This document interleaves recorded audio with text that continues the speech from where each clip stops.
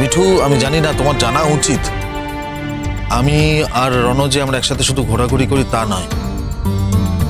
ও শুধু আমার ছোট ভাইয়ের মতো নয়, ও কিন্তু আমার বন্ধু। সেই জায়গা থেকে ও বাড়ির বাইরে একমাত্র আমার সঙ্গে শেয়ার করেছে। এতে যদি তোমাদের অভিমানে লেগে থাকে যে কেন কথাটা আমাকে বলেছে তোমাদের বলেনি, তাহলে আমি ওকে বলে দেবো এরপর থেকে সমস্ত কথা যেন বাড়িতে বলে, আমাকে আর না বলে।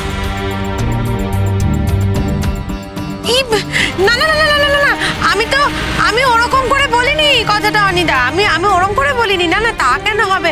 সেই তো তোমাদের তো খুবই ভালো সম্পর্ক। আর শুধু যে তোমাকে ছোটদা ভাই জানিয়েছে তা তো নয়, ছোটদা ভাই তো বাড়িতেও জানিয়েছে। শুধু যদি তোমাকে জানাতো তাহলে একটা কথা ছিল, বাড়িতে জানিয়েছে অন্তত কাউকে না কাউকে তো জানিয়েছে।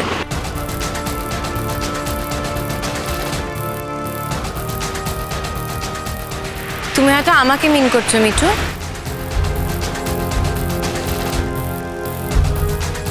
কিন্তু একটু ভালো করে ভেবে দেখো, রণ কিন্তু আমাকে কিছু জানে। রণ অনির্বাণদাকে বলেছে আমাকে জানাতে, আর বলেছে চাইলে আমি আসতে পারি। শুধু এইটুকুই কথা হয়েছে। না, মোটেও না, মোটেও না নতুনদি, এ কথা কেন তুমি ঠিক বলছো না। চাইলে আসতে পারো এটা বলেনি, বলেছে আসতে, তোমাকে সঙ্গে নিয়ে আসতে। এইখানে আমি কিন্তু পরিষ্কার শুনেছি।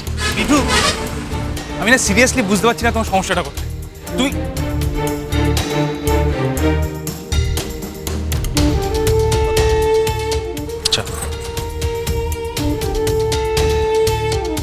তোমার যখন এতই অসুবিধে, আসার কি দরকার ছিল?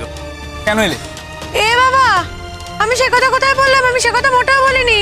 আমারও তো প্রেস্টিজ জ্ঞান নেই বাপু। হ্যাঁ, ছোটদা ভাই হলো গিয়ে আমার নিজের দাদার মতো, তার সঙ্গে আবার কি প্রেস্টিজ জ্ঞান গো? কি সব বলো তুমি? কথা প্রসঙ্গে একটা কথা উঠলো তাই আমি বললাম। আর এই যে শোনো, সত্যি কথা বলতে না মিঠু এখনো ভয় পায় না। হ্যাঁ, যা সত্যি আমি তাই বলেছি। মিঠু, রণ যদি কোনো বিপদে পড়ে বা ঝামেলার মধ্যে পড়ে বন্ধু হিসেবে আমাকে ওখানে ডেকেই থাকে, এটা খুব স্বাভাবিক একটা ঘটনা। এরকম একটা ছোট্ট ব্যাপারকে তুমি এত বড় ঘটনা করে তৈরি করছো কেন? ভাই, এইটা হলো কি আসল কথা। তুমি তো একদিন বলোই নি যে আমাদের ছোটদা ভাই আর তুমি বন্ধু।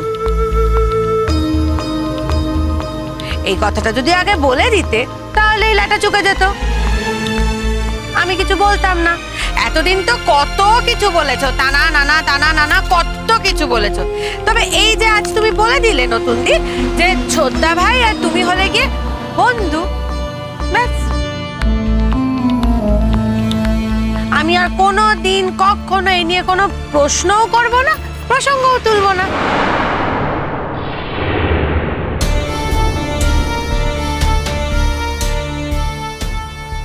দেখো, রণ কি বলেছে না বলেছে সেটা বড় কথা নয়।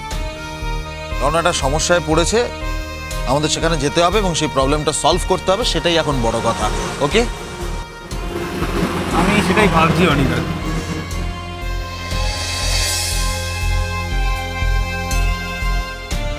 বলছে দাদাভাই তো মানে ঝামেলায় পড়ে লোক ডাকার মতো মানুষ একদমই না, মানে যতটা পারবে নিজে সেই ঝামেলা ম্যানেজ করার চেষ্টা করবে। তাহলে এমন কি হলো যে দাদাভাই আমাদেরকে এইভাবে? হ্যাঁ গো, আমাদের ছোটদা ভাই তো অত সুন্দর দেখতে, একেবারে রাজপুত্রের মতো।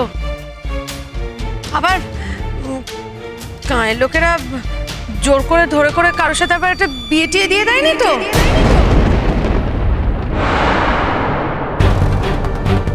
হয়তো দেখলে কোনো বাপ তার মেয়েকে ঘাট ধরে গচিয়ে দিল, তাকেও ফাঁসিয়ে দিয়েছে, এমনও তো হতে পারে। মিঠু,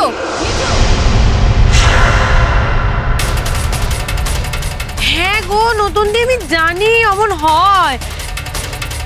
হ্যাঁ, ওই যে আমার ছোট পিসিমা, তুমি তো চেনো, ও গায়ে একবার হয়েছিল, আমি শুনেছিলাম। সেই ছোট পিসিমার গায়ে একটা শহরের ছেলে ঘুরতে গেছে, বুঝেছো? ও যাক, হ্যাঁ শোনো না, সেটা শহরের ছেলে ঘুরতে গেছে বুঝেছো, তা ছেলেটার আবার একটু অন্যরকম দোষ ছিল, সেটা আলাদা কথা। ও করেছে কি, গিয়ে গায়ের একটা মেয়ের সঙ্গে তো খুব গল্প গুজব করেছে বুঝেছো, ওর সাথে মনে কাদা নেই।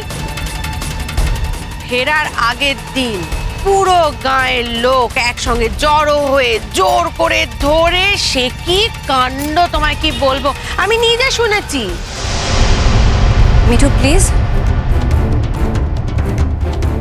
প্লিজ, মানে যার সঙ্গে যা হয়ে থাকুক না কেন, রণর সঙ্গে কখনো এরকম হবে না। তুমি ভুলে যেও না, রণ কিন্তু কোনো সাধারণ মানুষ না। রণর কিছু ক্ষমতা আছে, আর রণ একটা বড় পোস্টে চাকরিও করে, তাই এরকম কিচ্ছু হবে না। কথাগুলো তুমি মনে রেখো।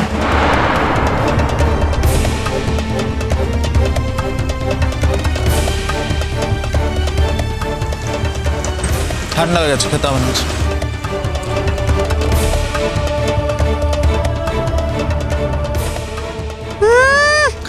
দাদা ভাইয়ের বিয়ের কথা বলেছে বলে খুব গায়ে লেগেছে না? কি ভেবেছো তুমি? তুমি আছো বলে আমাদের দাদা ভাই কোনোদিন বিয়েই করবে না?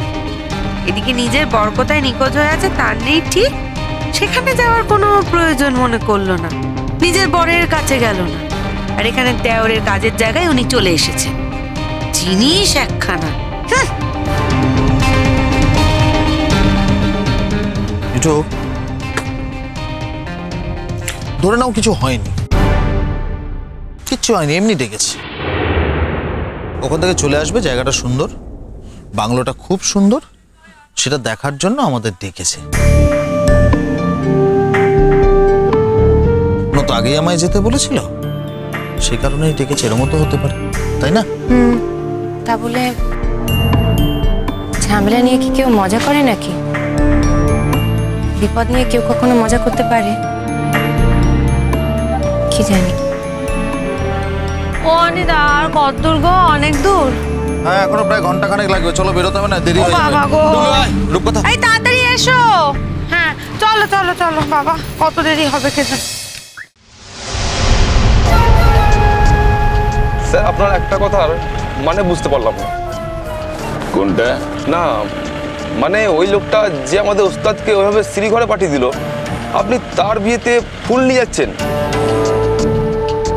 আমাদের আসার একদম ইচ্ছা ছিল না স্যার, আপনার অর্ডার তাই এলাম। স্যার, গগনাদা শুনলে না খুব দুঃখ পাবে স্যার। একটু চুপ করবি? জানিস কানের কাছে ভ্যান ভ্যান করা আমি একদম পছন্দ করি না। সেই থেকে মাছির মতন কানের কাছে ভ্যান ভ্যান ভ্যান ভ্যান করে যাচ্ছে। কেন করছিস?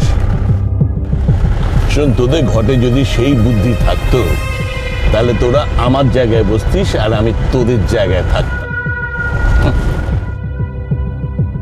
তা তো নয়, নিশ্চয়ই তোদের সঙ্গে আমার কিছুটা একটা ফারাক আছে। এই যে এই প্রশ্নগুলো বোকার মতন আমাকে করছিস না, গগনা হলে কিন্তু কখনো আমাকে এই প্রশ্নগুলো করতো না। এখানেই তোদের সঙ্গে গগনার তফাৎ। তাই গগনা জানতো যে তার দাদা যেটা করছে নিশ্চয়ই তার পেছনে একটা বিরাট কারণ লুকিয়ে রয়েছে। শোন, একটা কথা বলি, সাদা চোখে সবকিছু কিন্তু বোঝা যায় না। আমি তোদের যখন যা বলবো তোদের জাস্ট ক্যারি আউট করার চেষ্টা করবি। মুখে মুখে কথা বলে আমার দিমাগ গরম করার চেষ্টা করিস না।